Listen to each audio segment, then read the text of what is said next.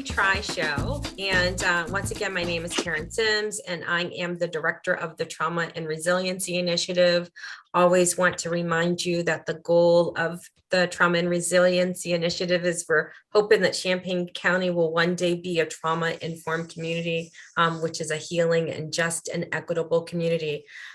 This topic, I'm so happy that I was able to assemble a panel pretty quickly. The Trauma and Resiliency Working Group was meeting, and one of the things that folks at the working group asked us to do and address as a part of our regular series is have a conversation around like preparing for back to school. When people in the working group who were providers and community members thought about back to school and safety and just all of the trauma-informed values, they were like, I bet you there are families out there who have a host of questions, but also we just wanted to fortify our families so that they could feel, resilient and supported and strong. And so I am so privileged that I have a great team of people who agreed to sort of be here at the last minute and who are in various stages of work and being, so be patient with them. So I want to introduce first James Harton, who is with Champaign Schools. And James, can I get you to introduce yourself? Absolutely. First of all, can you hear me? Yes, we can. Okay, I, of course, am in a mask. I'm in my workspace right now in one of the schools here in Unit 4 School District. And in accordance to the Illinois Department of Public Health, as well as our school board, we wear masks on the inside, staff and students. You may see me adjust it really quickly, but so forgive me. If I need to speak up, just tell me. My name is Dr. James Harden. My title is the Executive Director of Social Emotional Learning and Engagement for Unit 4 School District. It is a pleasure to be with you all, and I look forward to some great conversation. So glad to have you here. All right, and next, I think we said, I can't remember if we said I before J or J before. I'll go ahead. Okay. So my name is Dr. Jania Klingenberg, and I am the CEO of New Way Educational Corporation, which focuses on youth leadership and youth life coaching. Oh, I had a brain fart, sorry. And then I'm also the CEO and founder of the Hoist Youth Center, which is a not-for-profit organization that supports youth development. And I am the community partnership committee liaison for Urbana Middle School this year. Yeah. Multiple hats. and last but not least, Irene. Good afternoon, everyone, and Facebook Live. Hopefully you guys are sharing this information. It's just awesome honor to be part of this. I am Irene Felicia Weathersby, and I am blessed to be with the Regional Planning Commission Head Start as their Family and Community Engagement Coordinator. What does that mean? I go out and I seek out opportunities for families to be part of our fabulous program, as well as establish community partnerships, business establishments, and I provide resources and support to the family support team, as well as our families within Head Start. I'm also a founder and owner of called Reenie's Etiquette. I teach fashion shows and glamour through building up self-confidence. And lastly, I'm working on the program called Ugly Beauty.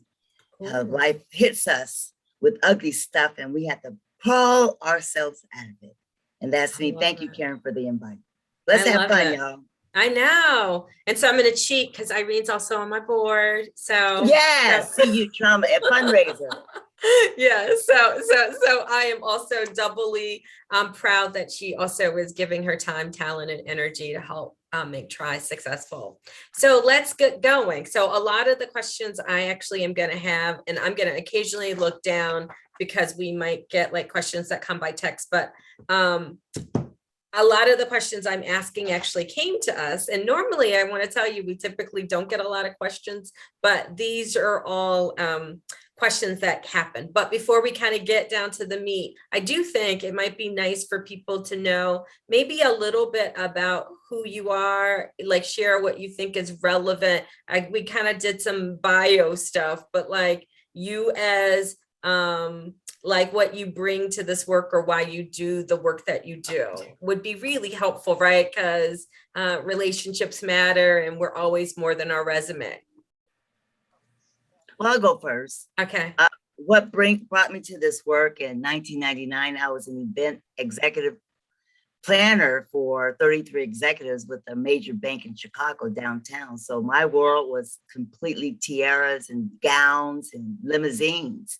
But I lost my corporate job, and I had 2 children at the time in Chicago. So I found myself needing food stamps and things that led me to become socially engaging more with families that were not at the yacht club or the country club. So I've been in this industry since 1999 after losing my corporate job. So I'm planning tiaras and executive kind of event planning for my wonderful families to expose them to things that I was fortunate to learn in the corporate environment, and as well as an Air Force child. We traveled extensively. That's where I met Mr. Harden's family at Rantoul. Wow. Okay. I think So everybody. tag, you're it, right? Right. I'll take that tag. Okay. So if that's okay, I'm sorry, did I interrupt? No, you're good. All right. So I am very fortunate again to be a loosely affiliated member of the Champaign Urbana community. For the past few years, I've lived in other cities as I've worked in education and tried to make a difference in the lives of children throughout the state of Illinois. I recently was brought back to Champaign for an opportunity here with Unit 4 School District. However, I worked in Unit 4 many years ago. I understand the need and the importance and the relevance of social and emotional learning when it comes to students. I know that just by nature, students are social and people are social. And I don't want to get too researchy or philosophical, but I think of Bandura and the social learning theory. And there's one way to do it from a university perspective and a research perspective. But my job, my goal, my role is to build a bridge between what some of us philosophical folks would say, social emotional learning, and what my grandmother would say, that boy don't know how to act. So they're saying the same thing, but from different spaces. My job and my passion in life is to build bridges between the schools and those that have been traditionally disenfranchised or underrepresented or even misrepresented inside of school spaces. So that's what I do, and that's what I love to do. Love it. So, so by trade, my name is Dr. Janelle Klingenberg because I have a doctorate in clinical psychology, and by trade, I am a mental health professional. I have worked in the schools for about 19 years, and I've always liked to be in the schools, being a mental health professional, because that is the one place where everyone and anyone can come to help support students and their families, as well as staff, of course. I'm originally from Chicago as well. I moved down here 3 years ago, and I worked as a clinical professional for Urbana Middle School for 3 years. One of the things that I focus on a lot and I'm really passionate about is, as well as Mr. Harden, is social emotional learning, but also the separation between SEL and mental health. You know, there are 2 different things. They're not the same thing, and helping schools to understand the difference between the 2 and how to help engage and help individuals to earn and learn skills in each area. And so I work with a lot of adolescents and teenagers because the point is, and the key is, helping them help themselves when no one else is around. And that is the key, obviously, of a mental health professional. But on top of that, it takes a village, right? And so I'm deep in the community.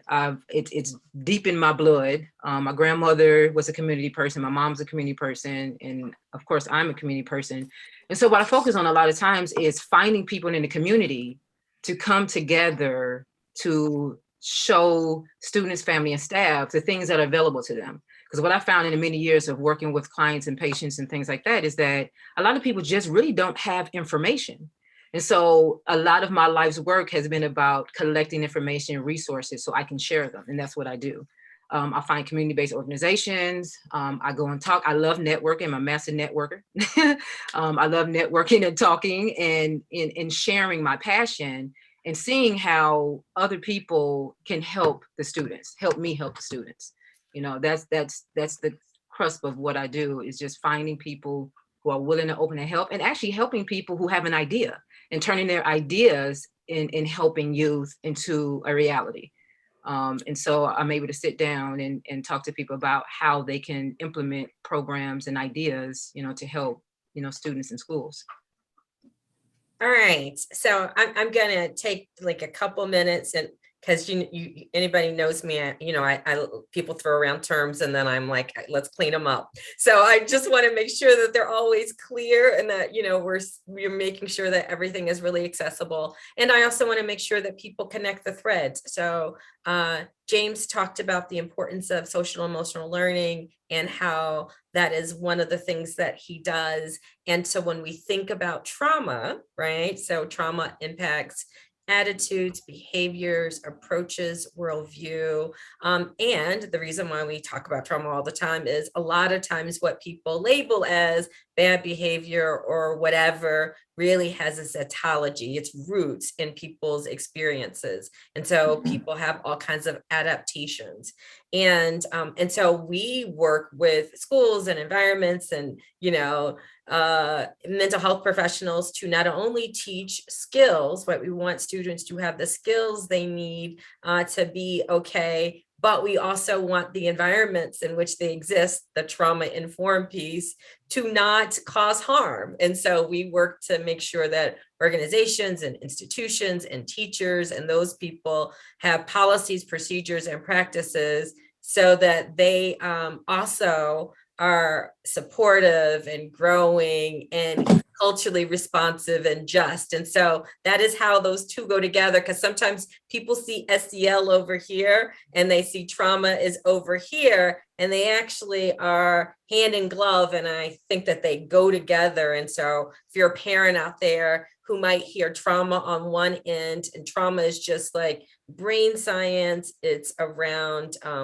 our understanding of the best environments for growth and learning and healing, combined with some things around educational practices, come together and they make for a really great school environment. So trauma isn't a deficit-based lens. It really is a strength-based perspective. So I always throw that in because I always love connecting the dots. So to that end, right, parents are like, going through a lot of feels as we prepare back to school, right? And I'm sure you guys are hearing a bunch of different things. What do you think parents need to hear in this moment from schools, from people who are helping people get into schools? And I know developmentally, because we have all the developmental continuum represented here. What do you think parents need to hear or would be helpful for them to know as they get their kid? Yeah, James, yes. Because I work in the schools, and our first day of school was yesterday. I have been surrounded by students, parents, teachers, and administrators, bus drivers, everyone. And here's the first thing I think everyone needs to really understand is we all have a level of trauma that we've been dealing with, and it's okay. We cannot normalize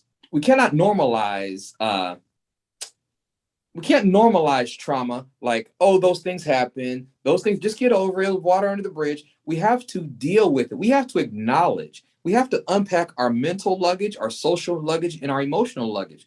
I mean, there's just a lot of the feels that you've been speaking of.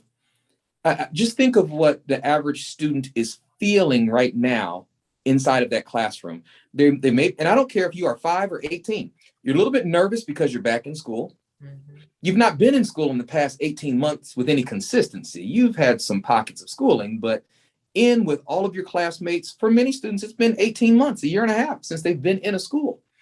Every time someone coughs, sneezes, or sniffles, you're looking over with like, oh, wait, you okay?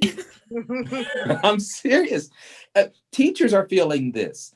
Parents are feeling this. We all are waiting by the news and just waiting for the new numbers to come out from, okay, what's the infection rate looking like for COVID-19?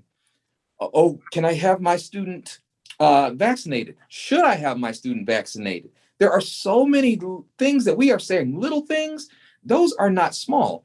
And we're not saying that they're right or wrong. They exist and we need to acknowledge them. We cannot normalize these feelings and suppress them. We have to allow people to feel and unpack their mental, social, emotional, heartfelt luggage before we can even begin on the curricular side of things. Yeah. I say all of the time, in the pyramid of interventions, you have to do the Maslow stuff before you do the Bloom stuff. And I'll let some of y'all really smart people say what that really means. So just to add on top of what James is saying, thank you for that. But one of the things, at New Way, my motto is changing the world one thought at a time. And that's my motto because it's changing your mindset and how we think about things. It only takes one piece of information that can change how you perceive something that can change your life. And one of the things is looking at mental health. It's okay not to be okay, right? Yeah. Like you said, James, this is not just a student thing. Parents, I'm a parent, I have a 16-year-old and a 2-year-old, right? This has been tough for all of us. And it's okay not to be okay. It's okay not to have the answers for your children. It's okay not to know something. But what you have to show them, okay, is that you can go and find the answer. You can go and connect with someone, connect with the school, get involved with SEL at your school. Know what that is. The kids come home and say, oh, we was in SEL class and we learned this and we learned this. And many parents really don't quite know what that is. They hear about it, the teachers might send notes or things like that, but get involved in knowing what SEL is, because to piggyback on what Karen was saying earlier, social emotional learning are the skill component, are the skills that you learn to help you with the traumas that you've been through, right? So these are the skills that we have to develop. We have to, right? And when we don't develop these skills, then it makes it harder sometimes for us to have a breakthrough and feel like things are going to be better. Reach out to the schools. Each school has support teams, that you can reach out to. Ask questions. Ask your child about, what did you learn? I heard that you're doing SEL classes. I heard that you were in a group. I heard that you're doing this. Ask questions. Make sure that they understand. And if they don't understand and can't explain it to you, connect with the person that they're working with and understand what they're learning so that you can use the same language at home. The same language needs to be used at home, in the classroom, and with anybody else they come across, so that they are constantly learning. You want it to be a muscle reflection, learning how to breathe, learning meditation and yoga and reaching out to someone, learning how to, like you said, James, recognize I have these emotions that I have no idea where they come from, why I'm angry at you every time I walk into your classroom, why you can't tell me nothing every time you ask me to pick up my pencil or pen, I'm a talk back, or I'm a curse you out, not understanding why I feel that way. You know what I'm saying? So, reaching out and helping and all working together to teach these skills and develop the skills, really, and enhance the knowledge that the children have and the students have about themselves. Yes, I agree. Yeah. I just wanted to touch base because within the early Head Start world, we work with the little bitty babies, where you got to determine at a 6 weeks baby up to 5-year-old child why their behavior is deemed as bad or they need mental health situations. Well, first of all, they're toddlers and they're in a classroom with their mask on. Yep. These are 3 to 5-year-old children. And now me as a family engagement coordinator and support the team and the teachers and the staff and the families and all of us collectively work to provide to the parents, yes, your children are coming back in person. They will be okay. That fear factor was so high. They're like, I'm not sending my kids back to school. No. And then another thing we had yesterday was giving out free vaccines. We're going to do it in Rantoul. And I was on the corner with the sign, come in, come. And people were like, huh? We only had 2 people show up. And then I went to the park next door to West Champaign to ask people, are you interested? They're like, no, I'm good. Nope, I'm not interested. And this is something that parents need to understand. We need to educate our parents more effectively to say, you know what, y'all, it's better to get really sick and then try to get vaccinated later on when you cannot breathe. Believe me, I had pneumonia. That's nothing to play with. Yeah. So I got the pneumonia shot and I got my vaccines. So as parents, and I'm a parent with 3 children, and so, and I'm a advocate. So talking to one mom with 5 daughters yesterday, she's got 3 in elementary school, 1 at home, and 1 now at Urbana Middle School. I don't know why Urbana Middle School don't provide buses. That little girl, she's 12, she's on the city bus by herself. Oh, wow. And then mommy lives way off of California Street. She had to walk to Dr. Preston's school with 3 little babies. Wow.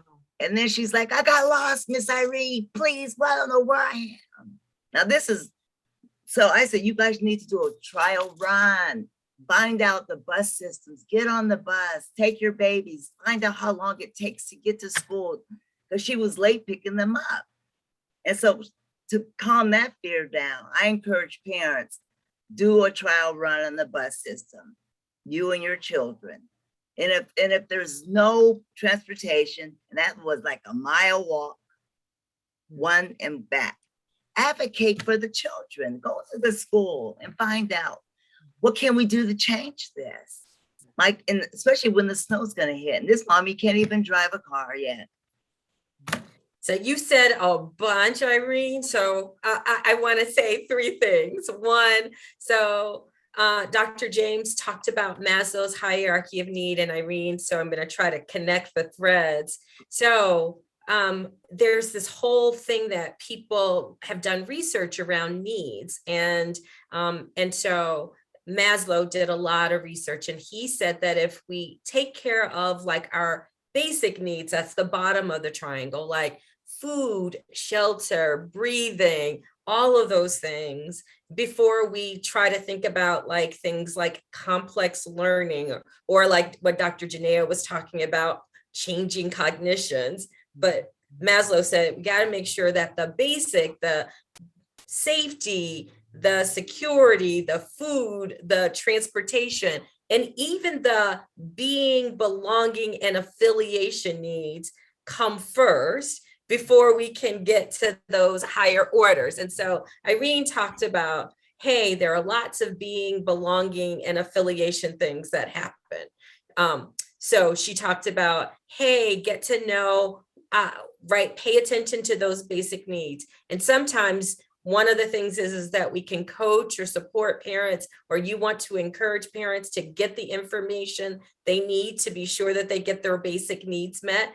And I'm going to make room for James and Janae and you to talk about all of the things that they can do, but to ask those right questions, and maybe to even make a list of those right questions. I would also say, I think in this moment, and this is one of those things that I'm going to pitch, is that I think a lot of times families feel like they have to do it by themselves. And that adds to the complexity, because that mama, yes, I want her to do a trial run, but I want her to get to know a neighbor or another person who is also got their kid there, because there could be someone in the neighborhood that they could share and partner with and village. Because I think with COVID, that was one of the things that I hope we learned, was to create villages of support, and we didn't. And part of the complexity is that people don't have villages of support because we cannot do these individually. And then you talked about people have real practical questions around how to keep myself, my kid, my family safe. So all of those are questions that that safety piece has come up for us. So I do want to do that. But I heard you also talk about the importance of having families know where to go. Like if they are really curious or concerned, are there like, my question to you in advance was, do you have like your top 10 list that you say, hey, families, consider, think about what's your go-to if you're talking to parents and that you want them to feel equipped for the school year? What are your go-to tips and strategies? Janaea, you mentioned a couple of things around making sure that you find out what's going on in the classroom, who's doing what's happening, how are there handouts that should come at home so that we're doing whatever happens at school here? Are there discipline or expectations that we should know about? So I got some of those, but are there more that you'd want to add? And James, I see you raising your hand, so go. Yeah. I will start if I can. You guys have to forgive me because on the other side of this wall, there's a lot of stuff happening, and I'm going to have to be a part of that great stuff in just a moment. Okay. It's transportation and getting students home from school. So I'm going to watch this on Facebook Live because I want to hear all the tips. But can I give the first tip that I just want to, maybe we can compile a list. Let me give number one from a school perspective. Be informed. Read the announcements every single day. Just like in other venues, church or whatever, these announcements belong to you as a family. And they're all about your student. And lots of times, traumatic experiences, a trigger, lots of times, is just not being informed or being under-informed. And then that causes stress. And then that stress compiles and leads to other things. Okay. I can tell you just a personal narrative in my household. When my children bring something to us and it's a field trip and they're like, Dad, the field trip is today and we need $20 cash and I need you to sign the paperwork. Do you know the trauma that sets off in my, it sounds simple, but just being informed, keeping a family calendar and getting ahead of it, well, I would say is number one. And forgive me, numbers 2 through 10, I'm going to get, because I know all you personally, and I'm going to watch it on Facebook, but I have to go to the other side of this door. No, you're great. So we really appreciate. So, but he actually gave us 3, but we could add more to the list. Be informed. I heard ask questions, and I love the family calendar. That is lovely. So for those of you who run groups or programs, let's give out some family calendars because I think that would make a difference in a lot of families' lives. And I appreciate you all greatly, and I'm so sorry that I have to go. No. But thank you so much. Thank you. I James. promise anytime you call, I'll be right here. Okay. And Dr. Klingenberg and Dr. Weathersby and Dr. Oh, Sims. future. Such a pleasure to be with all of you, just my to know, friends. right, like resource, like he is a resource to you and families. He'll be at community events to answer questions. And so to see, right, fully committed to accessibility. So thank you so much. Thank you all. Have fun. All right, so we're working on the list. What's the top 10? What other things should we be adding? So just to add, I guess with what he was saying, because one of the things I had was the organization, which Okay. is very important. So like with the calendar, one things that I do in my house, I have a family Google calendar and everything goes on there.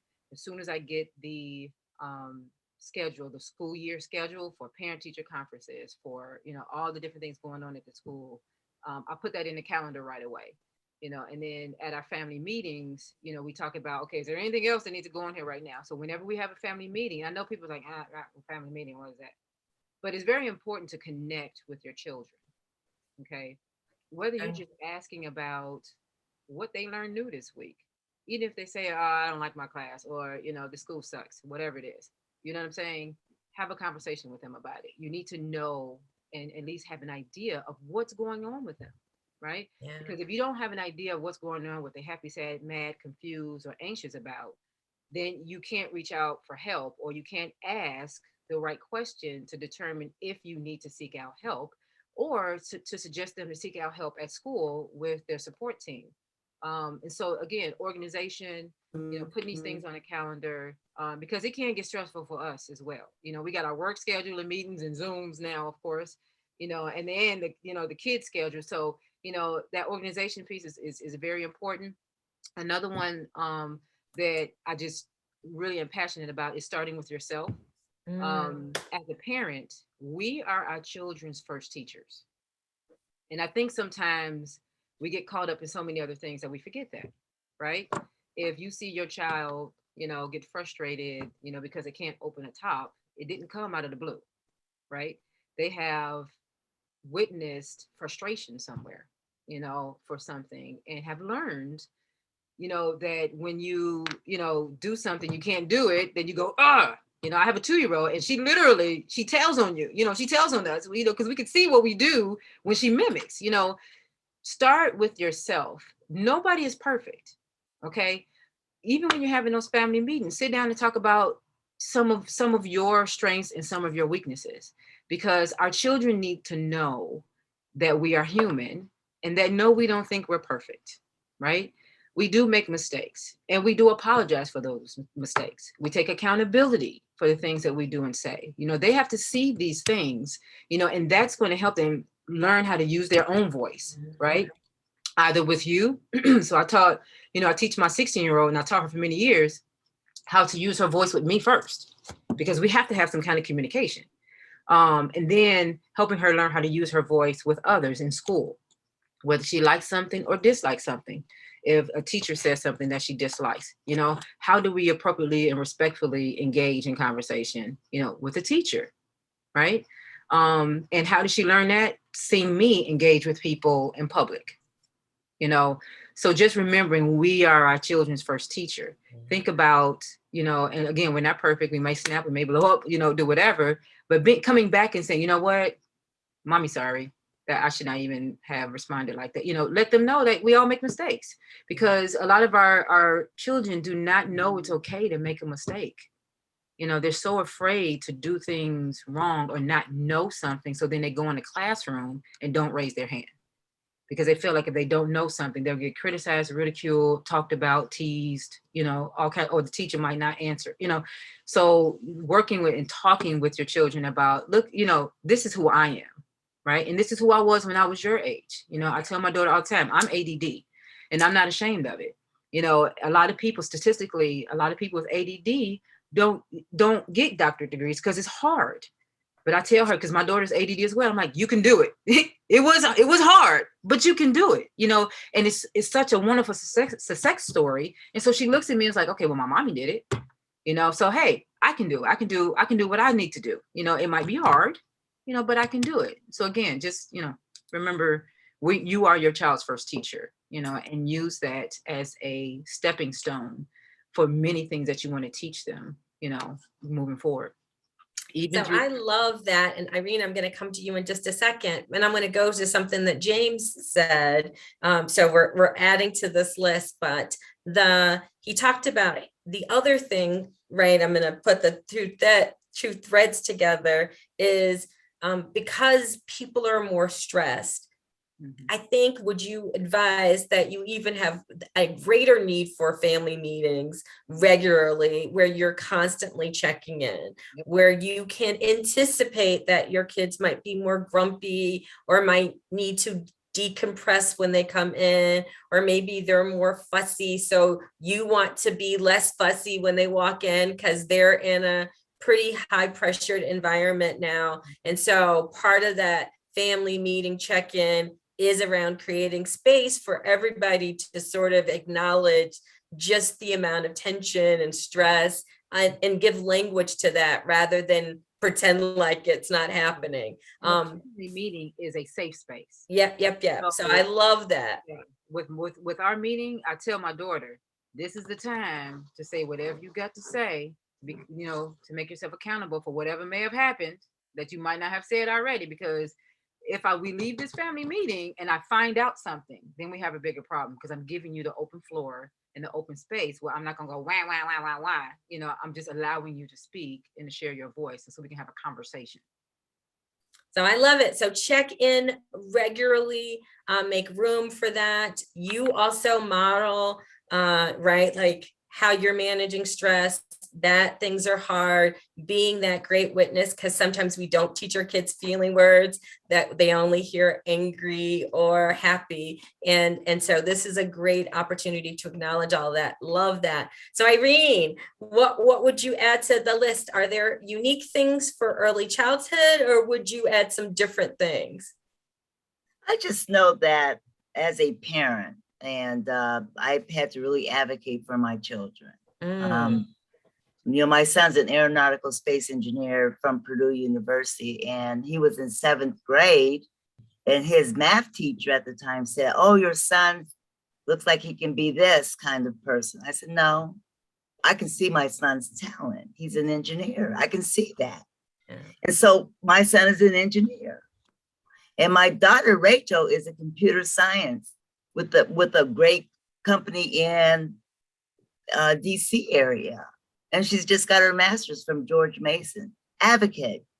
Stay involved with the teaching staff, the lunchroom folk, because I hear, oh, the food's gross. Well, maybe the moms or parents can suggest a nutritional value to the staff.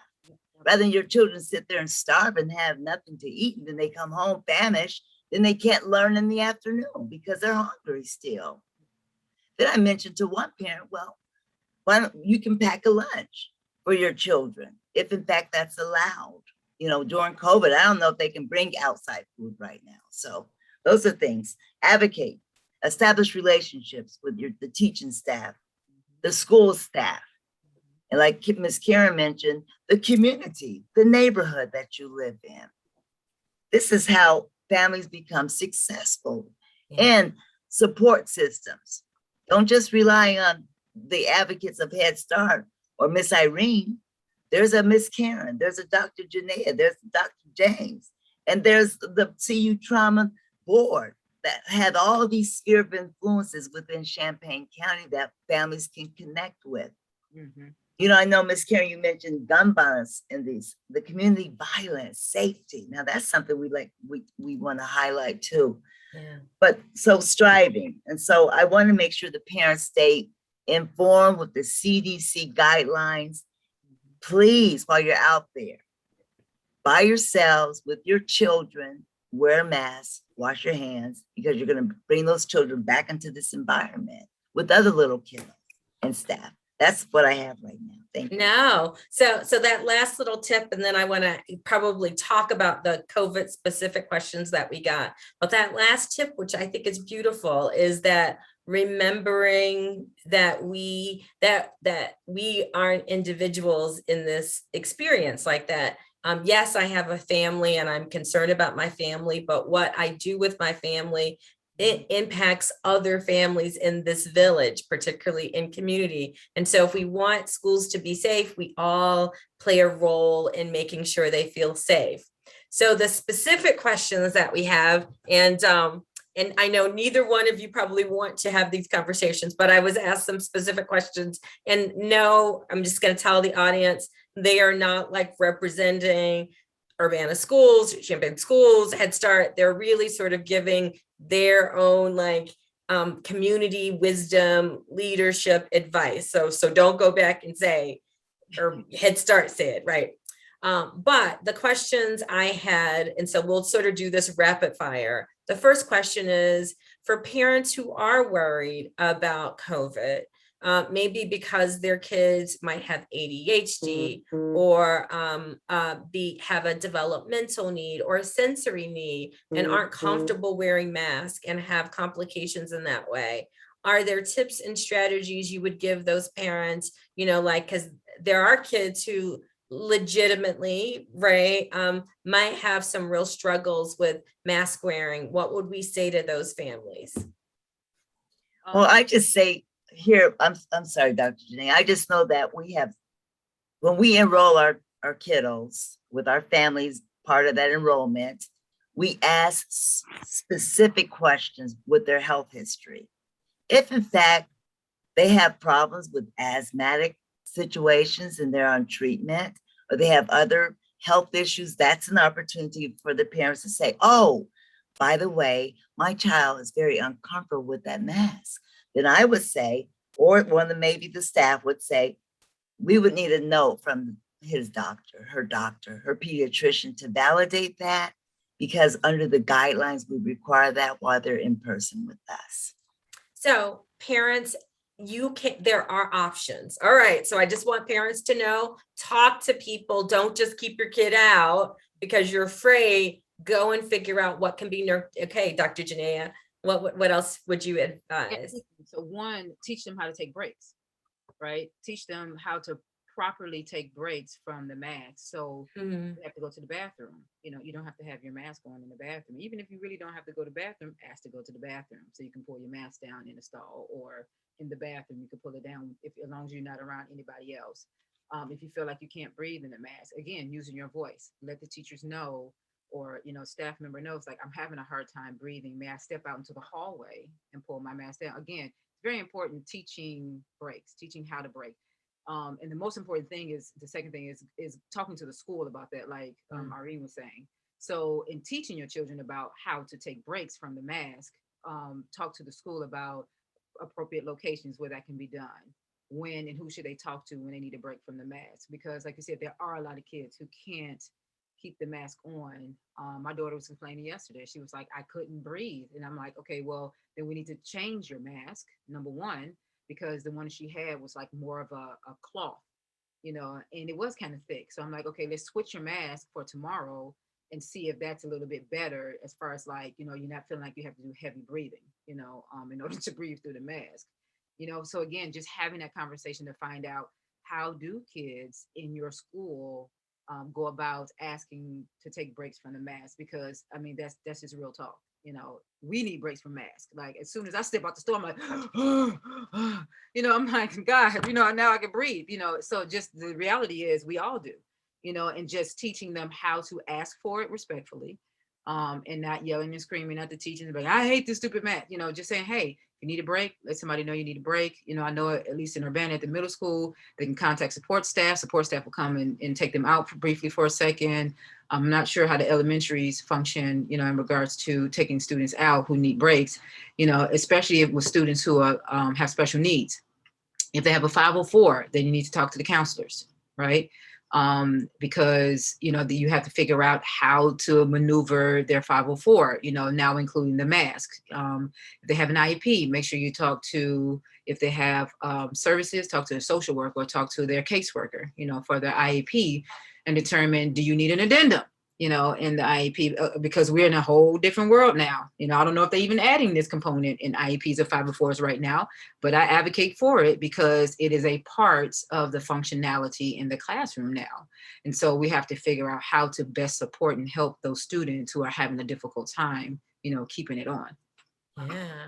So the more complicated question that you may not have an answer for is for parents who, but we did get this question. So if I'm in a household and, like, I'm in an intergenerational family where there's a grandparent, or maybe someone who has cancer or some complex health issue, and my kiddo needs to go to school, what advice would you give to parents in that kind of situation that is potentially risky, right? Where someone in the household could be vulnerable and kiddos are going to be out, maybe there's a kiddo. Yeah. So what advice would you give to situations in those mixed generational households?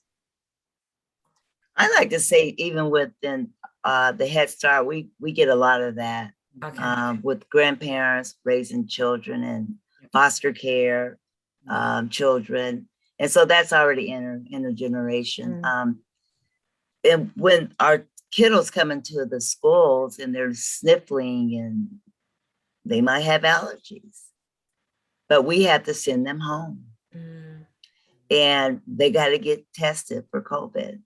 So with that said, it would be, and I had to run this by our health care family service manager to make sure I'm saying the right thing, because, and maybe I need to get back with that audience, because we want to make sure we're clear to these parents that are in those kind of settings. But high monitoring, you got to still do the fever, the temperature checks daily. Do it before they leave the home to make sure it's not over 100 or 100, whatever the CDC guidelines are. If it is, then that kiddo probably got to stay home, and then contact the school to let the teacher, staff, or the support team know that what's going on there in your home. Wow. And they'll be more alert to watch, be more monitoring with that kiddo. So you I want said, to bring them on. Yeah, so you said, and you want to assure those families that the schools are doing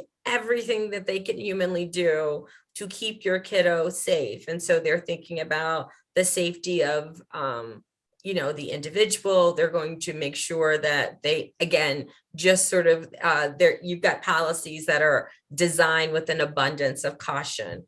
Anything Correct. else you'd like to add, Dr. Janaea, for folks who are worried about those situations? Yeah, it can go like in many different directions, right? Because what people need to understand is that they do have choices. Okay. Do we want the children staying home for homeschool? No, necessarily, because socialization is so much a great part of development, for children, adolescents, even adults. But if you have someone who has, a serious medical condition, and that is truly a high risk situation, consider homeschooling. Or some schools have programs, where they do like homebound for various reasons. Again, due to COVID, things might have changed. So again, like I was saying, inform yourself, educate yourself about the options that you have. Educate yourself about, and I'm just gonna put it out there, vaccinations. I know people, some are for it, some are against it, but the data can't lie. Many people who are sick in the hospital now are the ones who have not been vaccinated. Yes, there are breakthrough cases. Yes, we understand that, but they are like 1% or less than 1% of individuals that are having breakthrough illnesses with the vaccination. Again, you have to pay attention to the data. Yes, people feel like some data is accurate, some data is, but if you constantly read and inform yourself, pay attention to the reports that are coming out. If being afraid intergenerationally of, bringing home the virus, get vaccinated. Okay, because there is data that actually shows that people, don't get deathly ill, after they've been vaccinated. Another thing is, you know, uh, just researching, letting people know, or understanding what your choices are. So, if you choose, and say, because some people can't get vaccinated. That's the other thing, right? Some people can't get vaccinated because of illnesses. So again, you do have an option. There are a lot of online schools, until you can figure out your family medical situation, but then that way your child is not stopped from receiving, even as little as early Head Start, right? They can go to school, homeschool, they can Zoom in. Some schools have it where you can Zoom in, in the classrooms now. Again, just talking to the school, letting them know of your situation, especially with this pandemic. You have to let people know what's going on and not just keeping your children out of school. And getting upset, and I understand it's a lot going on and people getting upset. You can't tell me what to do, but like you said, Karen, it's not just you and your family that is affected, right? This pandemic went around the world really fast, right? And that doesn't show you how fast something can happen, to other people, right? Based off of a few who have traveled. That you just have to be aware of that, because it's not just about saving your life, it's also about saving the lives of the people that you come in contact with, knowingly and unknowingly. All right, those are great. And so I'm also aware of, a couple more rapid questions. We're going to shift from COVID and we're going to talk about the other thing that people are concerned about. So if this summer, or this period of time that kids have not been fully in school, has been a particularly violent one. If you're in Champaign County, right? If I am a family who has been impacted by local gun violence or community violence, maybe it's been my family or maybe it's been in my neighborhood, any advice would you give to me as a parent or a caregiver, as my kid comes back to school, when maybe they're more tense or stressed, or what advice would you give parents who've been impacted by gun violence when their kids return back? Well, since we work close with Miss CU Trauma herself, don't overwhelm Miss Karen, because she got enough on her plate. But we always contact her right away, and then she'll email me something real quick to let me know which direction to go. And so that, unfortunately, within the setting where I work, we've been involved with gun violence, and I've witnessed gun violence right in the neighborhoods here. To assure the families of safety, we have one of our security guard come out and talk to the teaching staff, and to be aware and see, our parents need to have that kind of same resource. We have access to law enforcement, unlike parents do, but they should understand they have that access to themselves. But in that setting, safe setting where, or where the police officers and chief staff, they have set a platform for parents and community to understand that this is what we're doing to ensure safety. And now as a community, if you guys hear something, let us know. You don't have to tell who you are. And that's something that our community needs. Is, and I know we're getting better because I live in Rantoul, and Rantoul has those cameras. I'm not sure if Champaign has those. They have them too. And this has really advanced within the gun violence community, happen to secure those guys or girls that are doing the gun violence.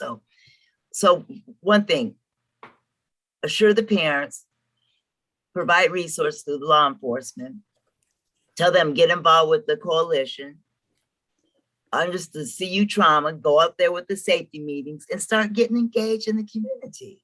That's how you're going to be informed. And I also heard you say, tell the schools. So if I'm a parent, you want me to come and say, hey, this is going on and this is impacting my family, so that we're really partnering to make sure that everybody's safe. All right, Dr. Janaea, what else would you add? You know, I got a lot to say about that. Yes, I do. I'm trying to limit it in my head, but I'm gonna start with saying that I was actually in the location last Thursday where the shooting happened in Champaign. And I was literally on my way to meet Reverend Comer at Youth for Christ. I got out my car and I heard pow, pow, pow, pow, pow. And of course I hit the ground. And why were we about to meet? We were literally about to meet about a gun violence prevention program that I've been working on. And one of the things that it just really bothered me, because it was 9 o'clock in the morning, and it just really bothers me. I've always, dealt with like violence prevention throughout my years and throughout my experience. And that for me even hit home even more, to think about what we need to do. I am working with Urbana Middle School in developing something, to put into the schools, at some point, to start educating our kids about guns and what's going on and how, they affect the community and what they can do to change their community. One of the main things that we need to do when it comes to that fear as a total is parents need to get their children into programs. Okay. We have so many wonderful community programs that some families just don't know about, right? I'm just putting it out there. And we need to make sure, and we need to advocate, and we need to make sure we're all are working together in order for our families to know what is available to them, because we need to reach our children. We need to do prevention, right? There's a whole team that's working with those out there now, who's community crimes and things like that. We need to start, especially with the schools, we need to start generations now, right? To help them identify their self-worth, identify who and what they want to be, what legacy do they want to leave behind. What I learned too in working in the middle school is that many of our children do not think past today. And that was heart-wrenching for me when I asked a lot of kids, what do they want to do? Where do they see themselves in 3 years? Where do they see themselves in 5 years?